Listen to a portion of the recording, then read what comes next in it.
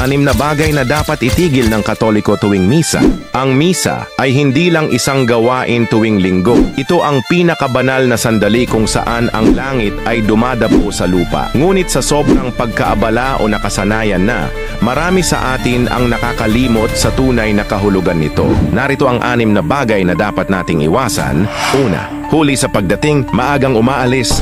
Ang buong misa ay mahalaga. Mula umpisa hanggang huling basbas. Kung maaari, dumating ng maaga at manatili hanggang sa dulo bilang respeto sa Diyos. Ikadalawa, i-off ang cellphone. Huwag mag-text. Panahon ito para mag-disconnect sa mundo at mag-connect sa Diyos. Ikatatlo, walang pakundangang pananamit. Hindi kailangang nakaformal, pero iwasan ng sobrang casual o malaswang pananamit. Tandaan natin kung sino ang kaharap natin, ang hari ng mga hari.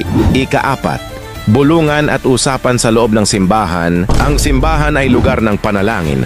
Ang katahimikan ay tumutulong sa ating pagninilay.